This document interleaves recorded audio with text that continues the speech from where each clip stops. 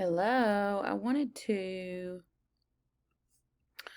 stop in and go over um the PowerPoint slides that we have for this week.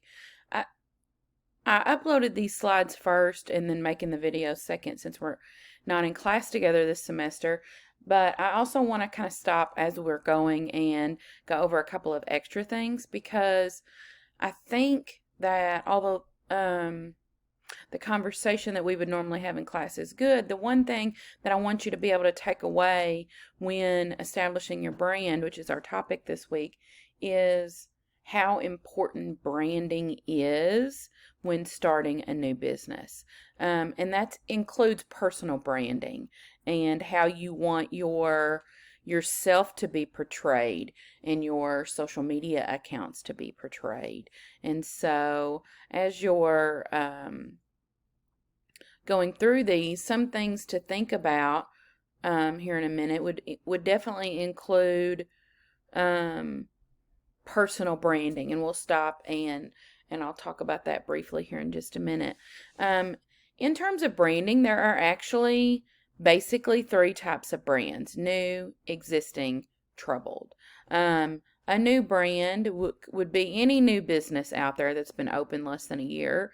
An existing brand would be anything that we're used to: Nike, Coke, Kroger, whatever. And then troubled brands, when you're thinking about maybe a brand that was good, but maybe it's fallen off lately. So think Sears or Radio Shack, stuff like that. So, one of the things about business is we're constantly needing to reinvent ourselves based on current trends. And if we don't do that, then that can be bad. That can be bad for business, but in terms of the company itself, that can actually put us that can get us to close. Let's be serious here. If you want to pick on Radio Shack for just a second, in the 80s and 90s, if you needed anything electronic, that's where you went. And then all of a sudden, they were unnecessary. And so they didn't really move with the times the way they needed to. And I think that's one of the main things that actually led to their demise. That's just my personal opinion. So mission statements. We're going to talk about mission statements more than once this semester.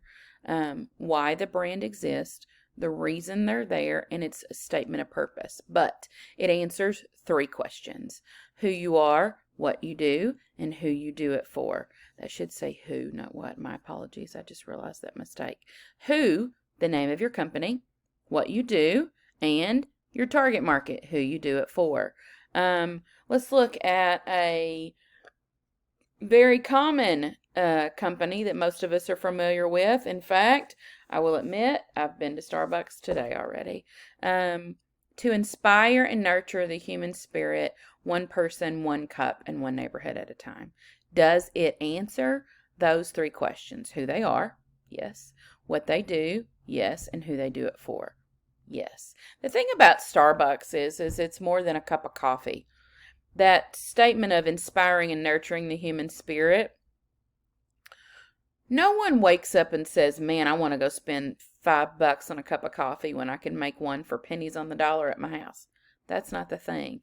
They give this experience, an easy experience. And in most cases, it's a very happy and, dare I say, nurturing and inspiring experience. When I was in the drive-thru this morning, the barista taking my order was very happy that I was there. Asked me how I was doing, discussed several things, just, passing by, short talk. I noticed that she had a badge on that said she was the parent of a military person. And so that was something to talk about briefly. And she spoke about the flavor of latte that I bought, and all of this while my breakfast and coffee were being prepared. Also, I was able to fully pay from the app on my phone and get rewards for doing so. So I actually now qualify for a free cup of coffee tomorrow, should I want to accept it. And does that get me going back? Yes. Do they inspire positivity? Today they did. But it was still a $5 cup of coffee. Is that worth it? I don't know. But do they stick to what their mission is? Yes. Another example, Cadillac will lead the luxury segment by offering must-have products that are professionally marketed and delivered through a premium retail channel obsessed with customer satisfaction, sales, and service. I've never owned a Cadillac. Let me say this. Does it answer the question of who they are, what they do, and who they do it for? It absolutely does. I have bought a vehicle from a Cadillac dealership, though, and yes, I'm going to say it was very good customer service experience, and I was very pleased with them and would recommend them to somebody else, even though I actually bought a Buick, not a Cadillac. And so, personal experience, yes, I'm going to say that I think their mission statement's a little long, but they do what they're saying they're trying to do, for the most part, at least in the experience that I've had in the last couple of years. The point is it's a statement of purpose, and it's how you start building your brand. Here is the statement that we are striving to do. Here is our mission of our company. Now, are they doing it? And currently, I think they are. Here's Coca-Cola. Again, a little long. Our roadmap starts with our mission, which is enduring. It declares our purpose as a company and serves as the standard against which we weigh our actions and decisions: to refresh the world, to inspire moments of optimism and happiness, and to create value and make a difference. Do they do that? Does drinking a soda do that? Maybe. The one thing I can tell you about Coca-Cola is it's about the only drink brand that people want to use their branding to decorate with. If you've never seen one, you are missing out, but there are people out there that decorate their kitchen in Coca-Cola memorabilia. You can buy bar stools with the Coca-Cola brand on the seat to scoot up to your counter. You can buy things to hang on the wall and pictures and paintings and this. They have salt shakers and napkin holders and like an entire kitchen line devoted to those people that love drinking Coca-Cola. And when you sit back and think about it, do you have a brand that you would be willing to decorate your kitchen with their logos? I don't know that there's another drink company out there that can say yes to that. They have created a huge following, good or bad, regardless if you love soda or not. That's not the point here.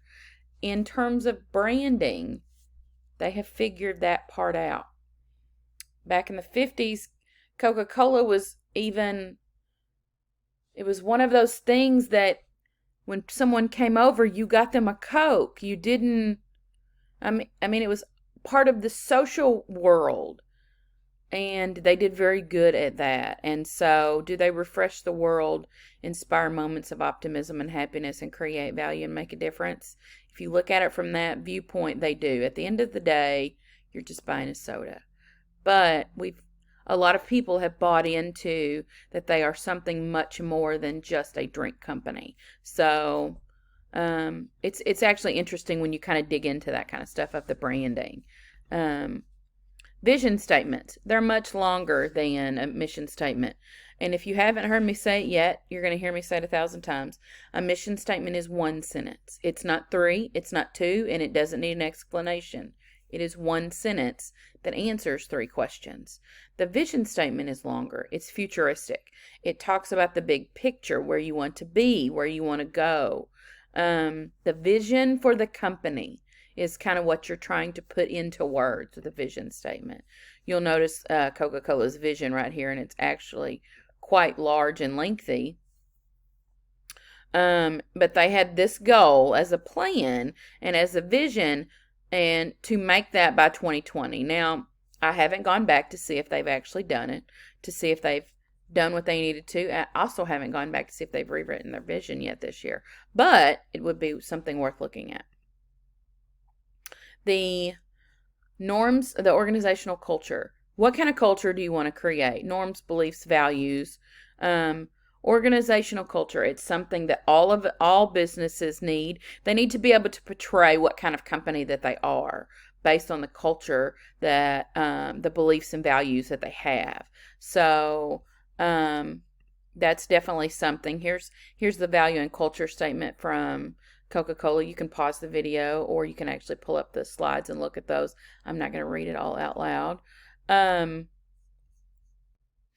With differentiation, the process of distinguishing a product or offering from others to make it more attractive to a particular target market, it involves differentiating it from competitors' products as well. You get the point. Can you take a product and target it to two different groups of people? We could talk about different examples. We can also talk about let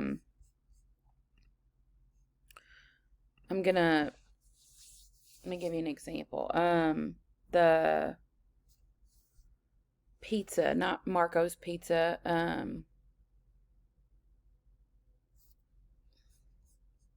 Papa Murphy's. Sorry, it was Papa Murphy's. I couldn't think of it at first. Papa Murphy's sells a take and bake pizza. There's two things you need to know about this.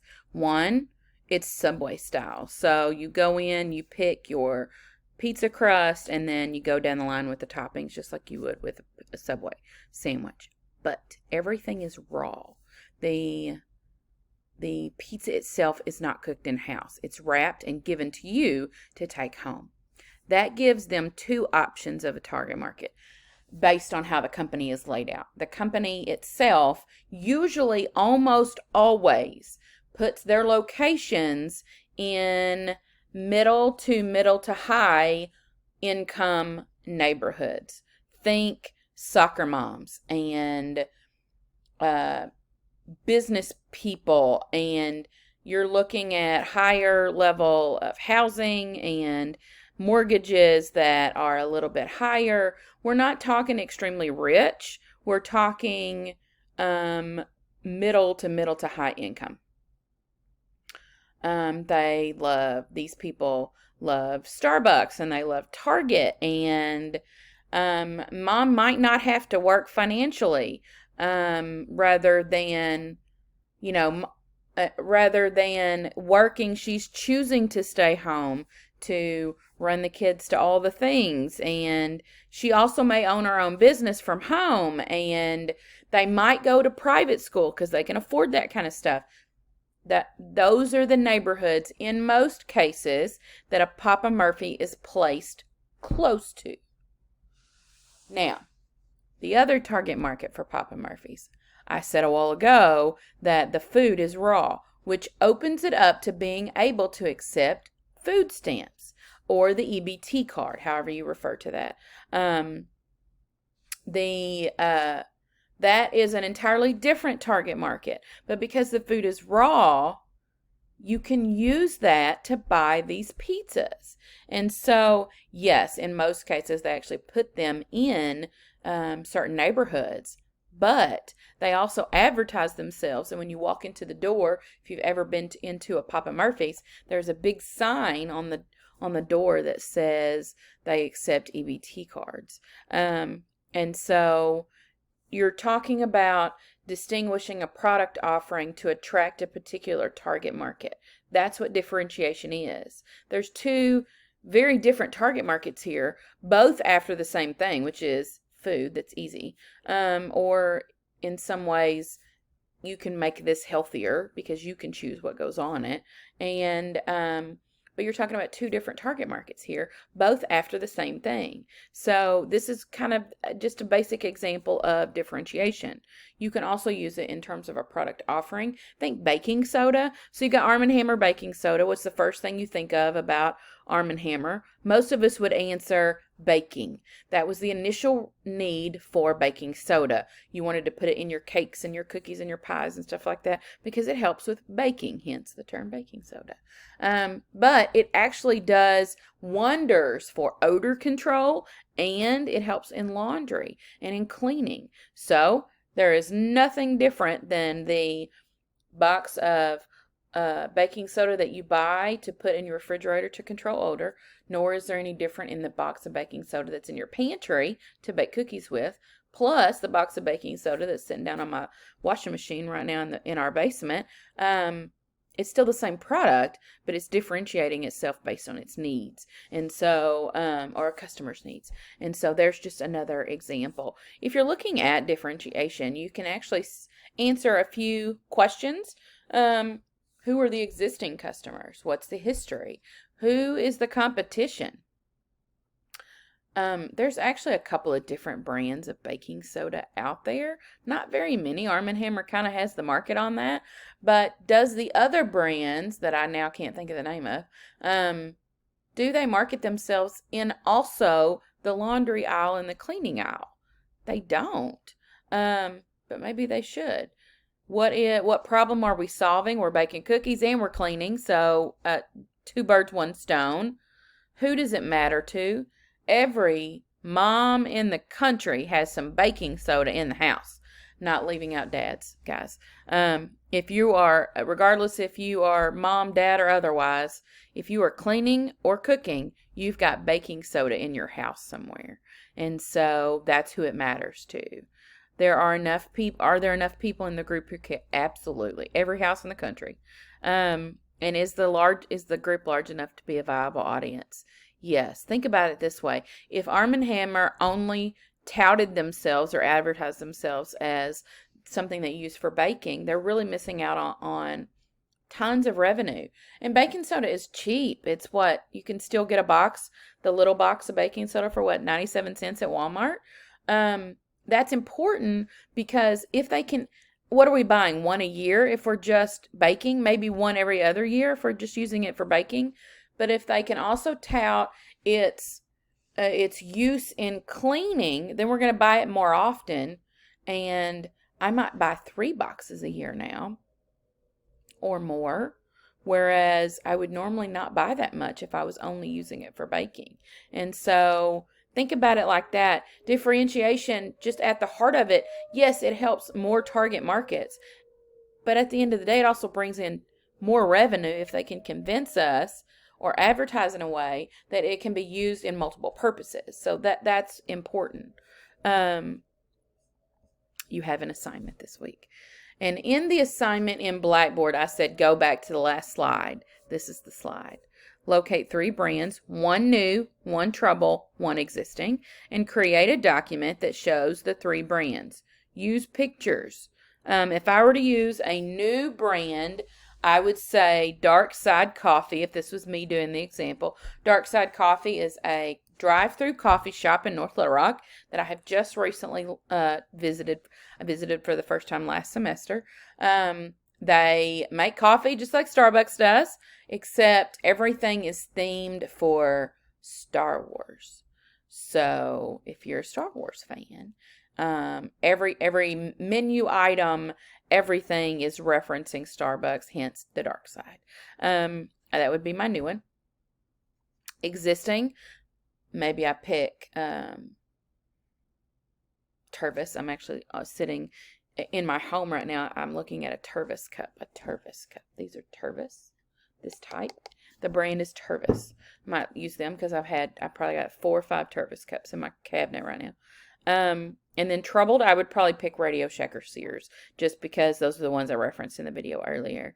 Create a document that shows those 3 brands. So pick the logo, put it on the top of the paper, and then answer the first 3 questions from the previous slide. So the first 3 questions, these existing customers' history and state of competition. So you would, if you've got a page, I would do a logo at the top and then answer the 3 questions at the bottom. And then the next page would be the next logo. So one new, one existing, one troubled. You can do this on a Word document, or you can make a PowerPoint presentation. Either one you want to do. It doesn't need, don't go over and beyond in terms of, I don't need 20 slides. You can do this in 3 slides if you want to, or 3 pages. But look at the branding. What does everything look like? You'll notice if you go visit their Instagram pages or Facebook pages, there will be a certain color scheme that will be used throughout, that they're not just randomly selecting things with their brand logo on them that don't really match. You'll notice that everything will start matching. You'll notice that if they're publishing quotes, that it's all with their brand in the background. And that's kind of one of the basic things that I want you to learn about the beginning of branding is all of these things, mission, vision, differentiation, but there's also a color scheme involved in all of this too. And so branding colors and connecting all of that together. So as you're doing your research, I want you to kind of keep your eyes out for stuff like that. Look for their Instagram page and see what everything looks like. Is there a certain color scheme that's going? Are they only using one type of font in everything that they're doing? But keep your eye open for all of that as you're doing your research. This is due on Sunday. If you have any questions, let me know. I look forward to reading them all. And I will talk to you soon. Bye.